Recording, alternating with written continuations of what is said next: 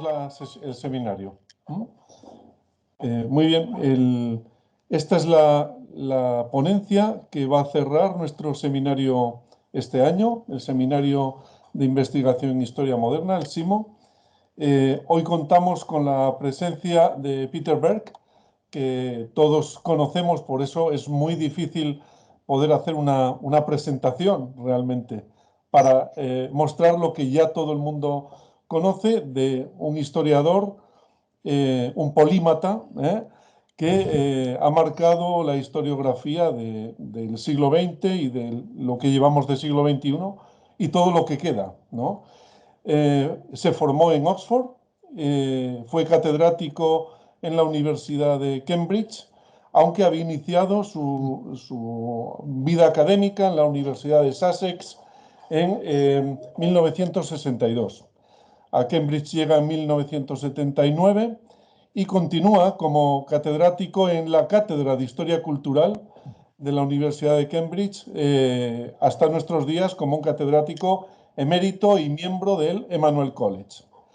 Ha recibido numerosas distinciones, entre ellas honoris causa en varias universidades europeas, también en la Universidad de Oviedo en el otoño de 2019, pero en Lund, Copenhague, Bucarest, etcétera, ¿no?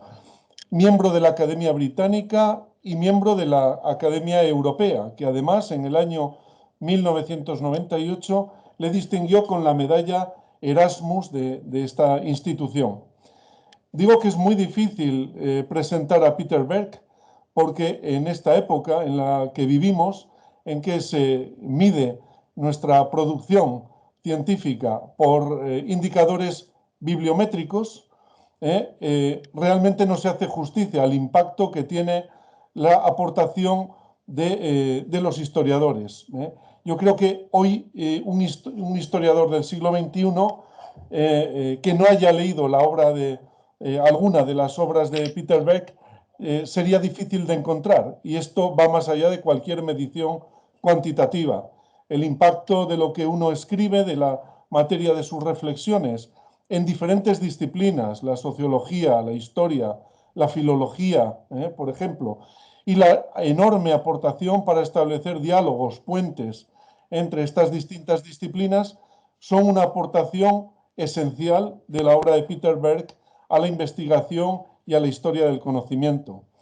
No es preciso repasar cada uno de los grandes temas que ha abordado, y todos son temas de una relevancia crucial en la historia que nos preocupa: el mundo del Renacimiento, la cultura del Renacimiento, la cultura popular.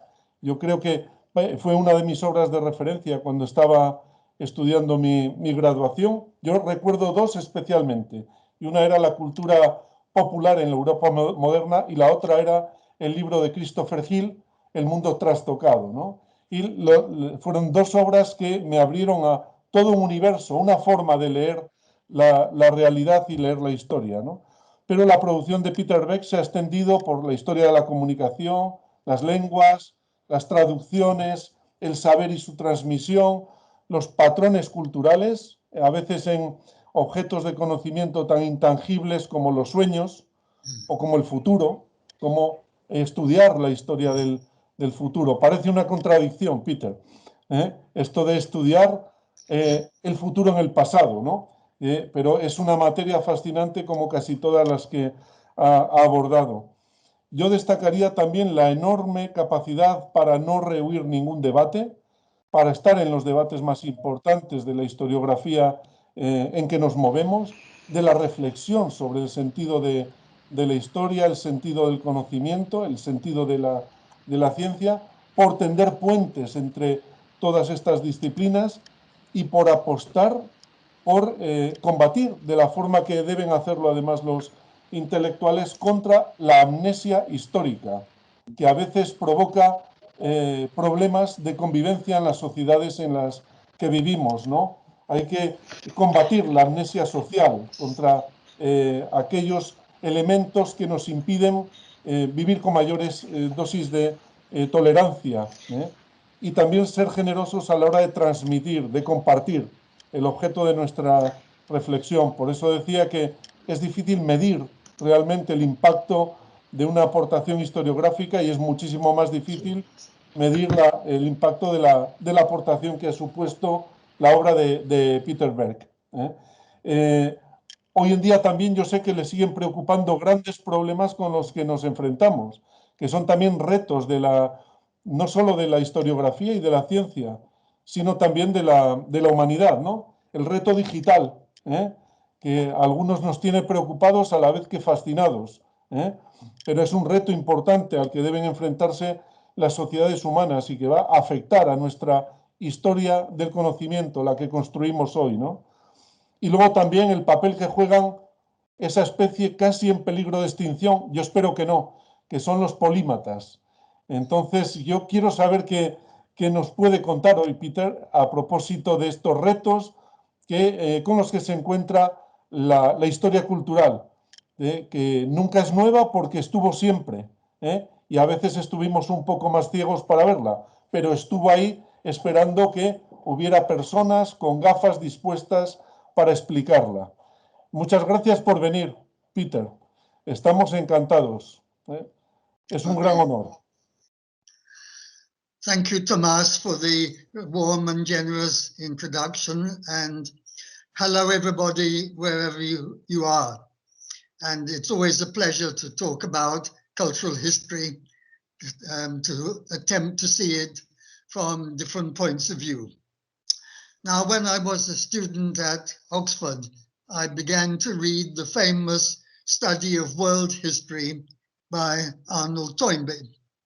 And I must confess, I was rather suspicious of his idea of 21 separate civilizations.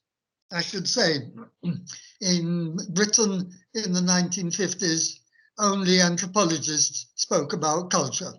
Everyone else spoke about civilization. And what worried me was that Toynbee assumed these civilizations were separated by clear frontiers. And this seemed very strange to me. But on the other hand, what really attracted me in this book was his interpretation of history in terms of challenge and response. Part of course, of a philosophy of history that rejected determinism and emphasized choice and what people nowadays call agency, though that wasn't a word anybody used in the 1950s.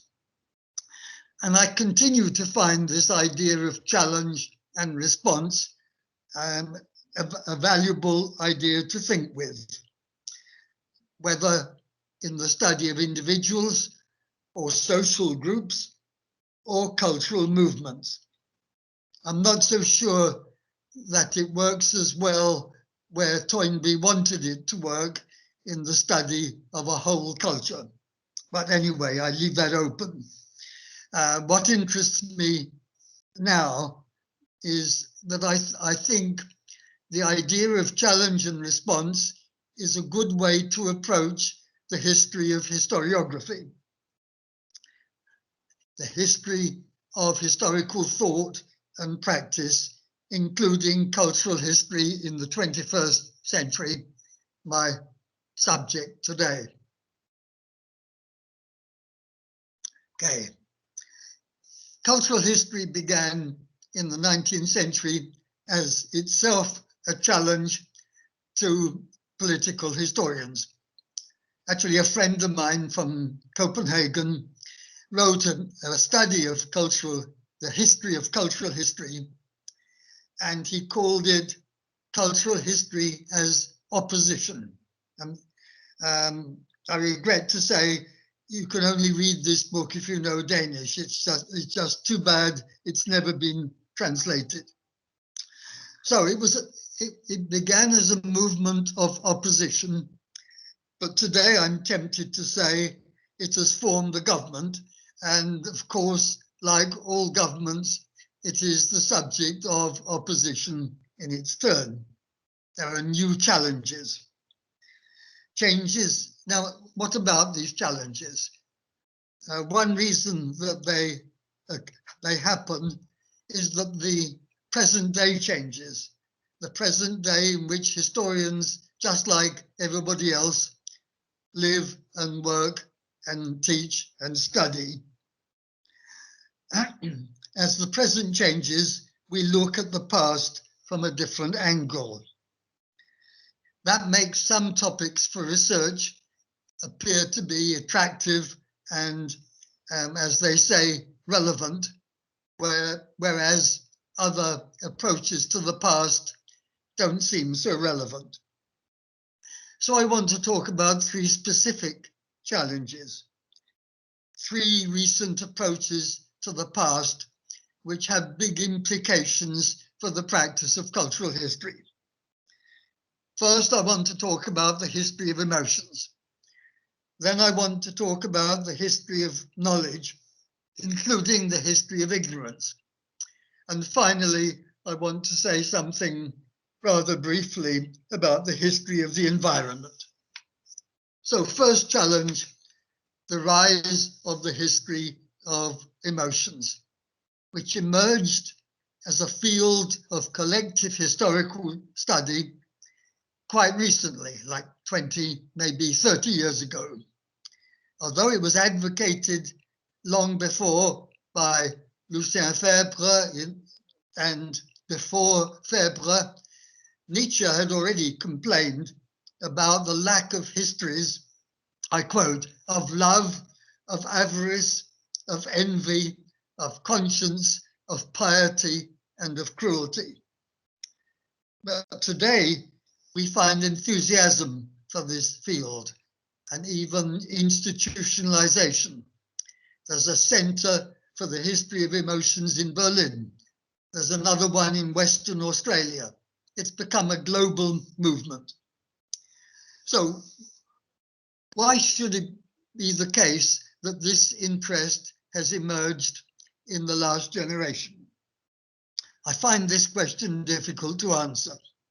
It looks like a response to Freud and his famous challenge to the rational model of human behavior. But that's over a century ago. So why was this response on the part of historians so late in arriving? Now, for cultural historians, it's not difficult to see emotions as part of culture. Anthropologists had already shown us the way. Cultural anthropologists working at least half a century ago had already noted differences in what one might call the emotional repertoire of different cultures. Now, if the emotional repertoire varies between one part of the world and another, then it's quite reasonable to assume that it also varies between one period and another. So in principle, we are in business. But challenges remain. One obvious challenge, what are the sources for the history of emotions? The problem is they rise from the unconscious. It's very difficult to study the unconscious even in the present, among the living. It's obviously going to be a bigger problem among the dead. There was, you'll remember, a movement of historical psychology 30, 40 years ago, but an attempt to approach history in a psychoanalytic manner. But then, of course, one can't emulate Freud's method. You can't put dead people on the couch. We have to study indirectly instead of directly. Now, one way to reconstruct a past emotional repertoire is to focus on concepts, on the words people use in a given place and time, and which emotions they choose to speak about and how they distinguish them. Because if we can't look at emotions in themselves, we can look at the way in which they are expressed, or sometimes the way they are repressed, or in any case, the way that they are managed. It's in this area that historians can find documents and can have something reliable to say. And of course, some scholars believe that emotions are culturally constructed. Interesting, St. Augustine would have agreed. Remember, St. Augustine writes, I forget exactly where, if people had not learned the word for love, maybe they wouldn't fall in love. Anyway, linguists have entered this field, and they make the point that the vocabulary that people use to describe emotions varies considerably between one language and another. One of the best known words that is, they say, impossible to translate, in Portuguese, it's saudade. It's a word describing an emotion. In Russian, you find the same, tosko. Again, the Russians claim it's untranslatable. But like saudade, curiously enough, it refers to a kind of nostalgia, missing people, missing places, missing the earlier part of your own life. But this linguistic question isn't just for linguists, because language shapes thought. We inherit a vocabulary that empowers us and limits us at the same time. And contrasts in vocabulary imply contrasts in classifying experience. As one German philosopher said, if Aristotle had spoken Chinese instead of Greek, his famous list of categories would have been different. And anthropologists support this idea because they write about cultural differences in feelings. There's a famous pioneering study of headhunters in the Philippines, which notes in that particular culture, male anger is both celebrated and ritualized to a degree unthinkable in many other cultures. But a challenge to historians and to anthropologists as well has come in the last generation from experimental psychology. An American psychologist called Paul Ekman, who has become famous, or should I say notorious, because he advises the United States government on scientific methods for facial recognition. Anyway, he claimed at one point to identify 6 basic emotions which he regarded as universal: happiness, sadness, disgust, fear, surprise, and anger. I should say later on, he decided that the list was too short and he added some other emotions. Now, the problem for us is that the theory of universal basic emotions seems to give no place for history. Or maybe not quite. Maybe historians might still have something useful to say about the dominance of a particular emotion in a particular period.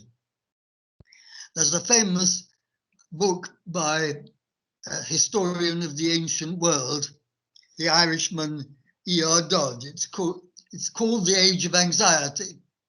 The idea then that in the late classical period, imperial Rome, Hellenistic Greece, anxiety was more widespread than it had been in the Republican period of Rome or in Athens in the time of Socrates. Very difficult to prove that, but interesting clues. So it's a serious book. So the basic problem, I think, is, and it's not just a problem for cultural historians, it's a problem for everybody. We have to choose between two different ways of thinking about people. Do we think about everybody as essentially the same, superficial differences only? Or do we see people as essentially different from one another? My late colleague in Cambridge, the professor of anthropology, Jack Goody, he used to say, when he lectured on Mondays, he told people every culture consists of people like us. If we were born in Nigeria, then we would think in the way the Nigerians do. But on Wednesday, then his message was the opposite. Every culture is different. And the point is that these two ideas are contradictory, but each of them embodies insights. Sometimes you just have to live with contradictions. But now, demonstrating the dominance of a particular emotion in a particular culture is another challenge. And in practice, if you look at the literature on this subject, the proliferating literature on the history of emotions in the Middle Ages and more recently, it's not exactly a history of emotions. It's a history of attitudes to emotions, or it's a history of techniques of emotional management. That is, we go back to the expression of emotions, the repression of emotions in different places and times, or even inside a given culture, we can look at the conventions, the emotional conventions in a particular milieu, for example, the academic world. And I take that example because quite recently, a gifted French historian, Françoise Vaquet, published a study of emotions in the world of scholarship, Une histoire émotionnelle du savoir. And in her book, she makes a strong argument for what she calls the cognitive value of emotions. I mean, it's easy to see how emotions act as obstacles to our writing, let's say, good history. But maybe emotional involvement is positive as well. Positive for scientists, positive for anthropologists, positive for historians. Actually, although she's a historian, Françoise Vaquet says very little in her book about historians. But I think there's quite a lot to say about the emotions that drive us. Curiosity, obviously, nostalgia quite often, but also, I'm afraid, envy and anger. I must confess my interest in this particular topic was probably aroused because the supervisor of my research at Oxford, Hugh Trevor Roper, was involved in a number of controversies in which very strong emotions were expressed. Trevor Roper was a man who loved to hate. He said of himself, "I really rather enjoy a fight." And so, as in the case of certain other historians, Lucien Febvre is one, Edward Thompson another one. His work, as well as his personal life, was shaped by anger. Much of Trevor Roper's research and writing focused on people he disliked, if not hated. Archbishop of Lord in the 17th century, the subject of his first book. Hitler, the subject of his most famous book. Believers in what he called the witch craze. And finally, the Scotch, as he called them, just to annoy them, because they much prefer to be called the Scots. I think these dislikes were sometimes obstacles to understanding, but not always. They sharpened his critical faculties and they drove his research. Now, he would stay up half the night in order to prove somebody wrong, particularly his former pupil and friend, Lawrence Stone. So I've been talking already about knowledge, and that will be the transition to the second challenge, which is the challenge of a new approach, the history of knowledge. It has gradually emerged from the history of science in the last 30 years or so. It's becoming an independent approach to the past, an autonomous field. Once again, this is marked by institutionalization. There's a center for the history of knowledge in Zurich. There's a newer center for the history of knowledge in Lund in Sweden. Specialized journals are beginning to be founded. Last year, the journal called the Journal of the History of Knowledge began publication, only online as far as I know. Once again, it makes sense to ask, why now? In this case, unlike the history of emotions, I feel fairly safe in saying this is a good example of how some change in the present influences our examination of the past.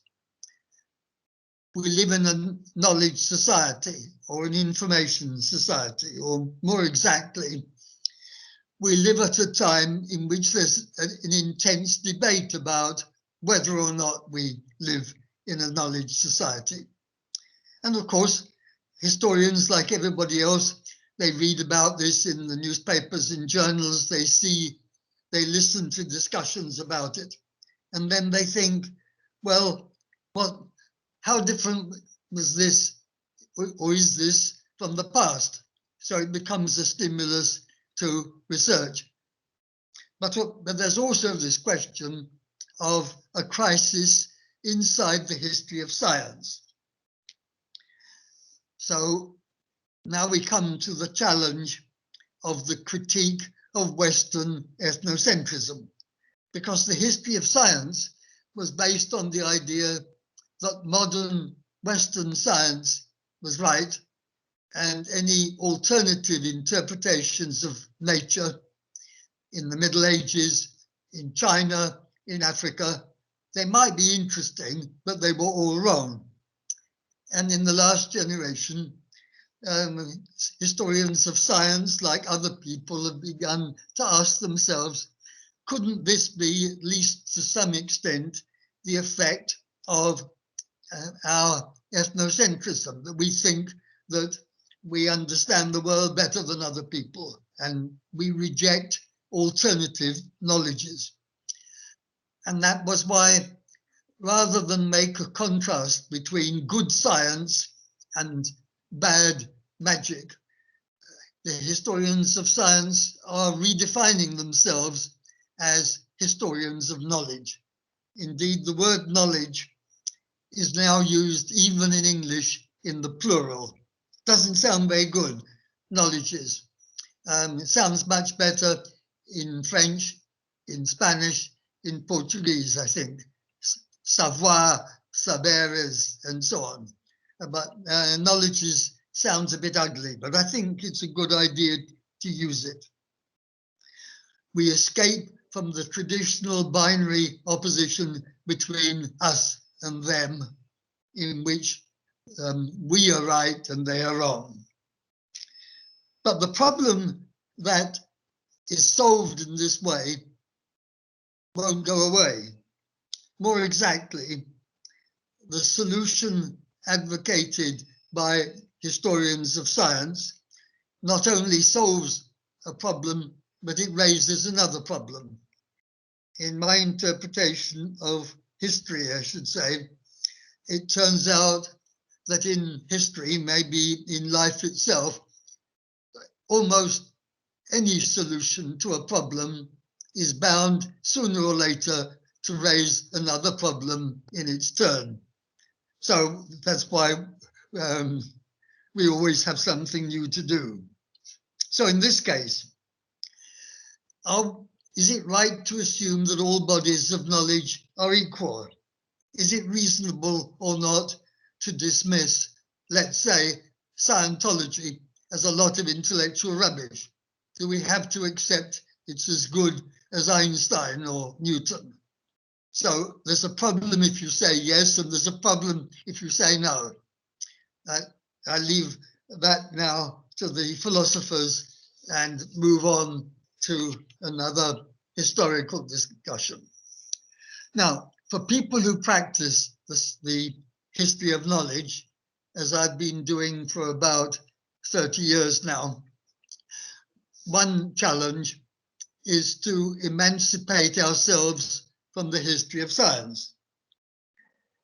This approach, it came out of the history of science, but when historians of science redefine themselves, their traditions still led them to ask some questions rather than others. Good questions for the history of physics or chemistry or biology, but they are not necessarily the questions that historians of other kinds of knowledge might want to ask. My own interest in the field started not from natural science, but from the history of historiography. And it focuses on what might be called a social or cultural history of knowledge. Because social history of knowledge, it sounds more shocking. I prefer it to the rather blander cultural history of knowledge. Anyway, the approach is inspired by the sociology of knowledge, which is much older, which sociology of knowledge goes back to the 1920s and to the days of Karl Mannheim in particular. He was the great pioneer in this field. More recently, there's a movement for an anthropology of knowledge, and we have something to learn from that too. So social historians of knowledge are, I think, essentially concerned with different regimes of knowledge, or if you prefer, different orders of knowledge in different cultures. These regimes employ different categories and they express different values. So the historians have to ask questions about the control of knowledge. Who has access in a given society to which kinds of knowledge? Who is excluded? Think of the all-male secret societies in Africa. I don't know whether the women did discover some of the knowledge that was passed on, but in theory, at least, they were not supposed to know any of this. And as for values, what is considered worth knowing varies enormously from one period to another, as well as from one culture to another. And it varies between social groups. In England in the 17th or 18th century, any gentleman was expected to know quite a lot about heraldry. Afterwards, already some people in the 18th century thought that that wasn't really a subject worth knowing. One aristocrat said to the leading herald in Britain, "You foolish man, you don't even know your own foolish business." But in the 17th century, that, I think, would have shocked the nobility deeply. Or again, take the case of gentlewomen in England in this period. They were supposed to be, expected to be, ignorant of the natural sciences except botany, ignorant of politics, and only to understand economics at the level of the household, from which we originally derived the word economics anyway. So I found myself already moving from knowledge to ignorance.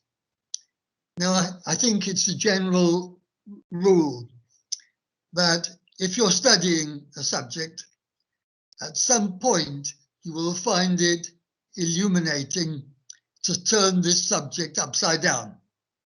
You study the opposite of what you've been studying. Historians of memory at a particular point discovered the value of studying forgetting. Historians of language, again, more recently, realized that it was worth studying silence, because silence has a meaning in different situations in the same culture or in different cultures. The anthropologists discovered one particular people, the Apache, living in the western part of the United States, who are much more silent than other people. And an anthropologist has this story that one Apache told him, because they do speak if they're encouraged, that he went to see a friend who lived 100 miles away. So he walked for a long time to reach the house of the friend. So the anthropologist says, "And what did you say when you got there?" And the man looks very surprised. "Oh, I didn't say anything." I mean, he'd made the gesture of friendship by going there. Why bother to put it into words? And so there are these big differences. And the meaning of silence in the same culture, there is the silence of fear is very different from the silence of pride, and so on. And in similar fashion, getting back to the history of knowledge, the historians of knowledge need to study ignorance. So I decided to write a social history of ignorance. I'm writing it at the moment. And indeed, I discover we ought to talk about ignorances in the plural, just like knowledges. There are a few publications in this field, not many. Perhaps the best known was published in 2019. The author, a leading French historian, Alain Corbin, who made his reputation, as I expect you know, for finding subjects that other people had not thought about writing about. So he became well known when he published a history of smell. And then he went on and he wrote a history of the seaside. And more recently, this book called Terra Incognita, which is about ignorance, mainly in France, in the late 18th and early 19th century. So I'm following in his footsteps, and the footsteps of a few other people, but there's not really time to mention. But once again, this is the point I want to make. Once again, there are challenges. To begin with, imagine what an old-fashioned archive positivist will say if I say to them, I'm studying the history of ignorance. obvious question. What are your sources? There's the challenge of studying an absence. If ignorance is the absence of knowledge, where do you go to look for it? One possible response to this challenge is a comparative approach. Every discovery, from Columbus to Einstein and beyond, it always reveals what people were ignorant of before the discovery was made. You can say quite safely, in the European Middle Ages, people were ignorant of the existence of America. So, and you can do this for any discovery. And you can compare successive editions of encyclopedias, as I once tried to do, focusing not on what is added in each successive edition, but what fell out, because people didn't believe in it anymore, or because it took up too much space and people weren't interested. This works very well as long as encyclopedias have paper editions, because then the publishers, they don't want to add any more pages. So everything that they put in, something else has got to be thrown out. And why not study that? Elsewhere, I call this the social history of rubbish, because what people think is rubbish changes from one period to another. Go to your university library. If it's like mine, there's a cellar which has got the books they think people are not going to read anymore, though they can't quite bring themselves to throw them out. Or in some places, the librarians do throw them out. So literally, these books became rubbish. And so we can do an archaeology of this kind of rubbish, and it tells one something about the history of what people used to know and don't know anymore. That means ignorance. And I think a social approach to ignorance as to knowledge is particularly promising, which means always remembering to ask, who was ignorant of what?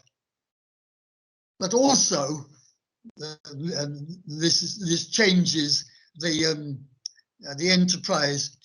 I think one has to ask, who tries to keep whom ignorant of what? And that brings us into a huge field: history of deception, history of secrecy, history of lies, or to be more up to date, history of fake news. There's an interesting book written about the history of the campaign by tobacco manufacturers to hide the fact that the scientists had discovered smoking causes cancer. A really elaborate campaign, including research on the causes of cancer, except one, hoping that that would confuse people or make them think that smoking was still okay. Inverting histories of knowledge, then historians of ignorance need to ask, what's considered to be not worth knowing at a particular time and place and social group? So I go back to the time when I was a student at Oxford. In the university curriculum, in all disciplines, we find in literature, no courses on living writers. History ended in 1914. No courses on the cinema in the late 1950s at Oxford. No courses on popular culture.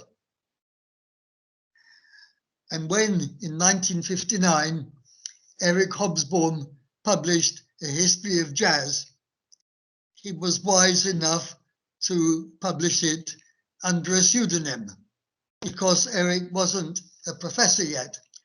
He hoped to be promoted, and he genuinely thought he would harm his chances of promotion if he was known to have written a book about the history of jazz. And so that book, The Jazz Scene, came out under the name of Francis Newton. If you were a jazz enthusiast at that time, you would know that Frankie Newton was a black jazz trumpeter in the United States. But of course, you had to be part of the in-group to know that. Okay, that's maybe enough about that. I want to end with a consideration of the history of the environment, because in my view, it constitutes a challenge to cultural historians today. I'm not against the history of the environment. I love it, but in a way I fear it as well. Now, once again, there's no problem understanding why historians are writing this kind of history. Once again, they're responding to current debates, which are leading them to ask questions about the past that 50 years ago would have been thought rather unusual, and 100 years ago, just about unthinkable. At the same time, environmental history presents a challenge to cultural historians. In the first place, because there's a big contrast between what we do and what historians of the physical environment do. They're necessarily concerned with what is becoming known as non-human history. It's part of big history, an account of the past that now begins with the Big Bang, if there was a Big Bang anyway, begins with the stars rather than with human beings. Humans enter the story rather late, and it's only in the age of the Anthropocene that they can become important in the story, for better or worse, usually worse. Now, like cultural historians, historians of the environment make use of other disciplines, only it's different other disciplines. Cultural historians turn to the humanities and to social studies, literature, anthropology, psychology, and so on. Historians of the environment turn to geology, to climatology, to biology, to zoology. There is, of course, one meeting place. It's possible to write a cultural history of the environment. It's not been done very often. In fact, the only one I know is by the German historian Wolfgang Behringer, Kulturgeschichte des Klimas. But that frontier between our history and their history remains on the margin for both sides of this encounter, at least so far. But now comes the more worrying part. Environmental historians represent a challenge because in the world of learning, including history, it's a situation rather like business, politics, or even religion. It's a world shaped by competition. Different disciplines, different approaches to one discipline compete with one another, not only for funding, but this is the really important thing, they compete for attention, including the attention of our students. So I welcome the history of environment because I think it's the necessary part of historical studies. But I also recognize that it's a threat to cultural history. not to its existence, fortunately, but to its market share, to speak rather crudely. We cultural historians now have to compete for attention more than 20 or 30 years ago, when we were the latest fashionable thing. I think we will, quite rightly, have to yield some space to non-cultural history. Luckily, as long as humans and their symbols and meanings continue to exist, there will remain a place for cultural history. Only it will be a bit smaller than it is today. That's a sad way to end, but after all, there is time for you to ask your questions, or if you would rather make your observations. Since I don't hear very well, I'm asking you to write them, but I said I read Spanish much better than I can hear Spanish, so I'm equally happy to take your questions or your comments in Spanish or English, and I'll search now for the chat function to see how I'm going to be able to see them. Anyway, thank you for your attention. Muchas gracias. Thank you very much, Peter. It was a great pleasure to have you here and to hear you as well, and to share your knowledge with us this evening. Now I'm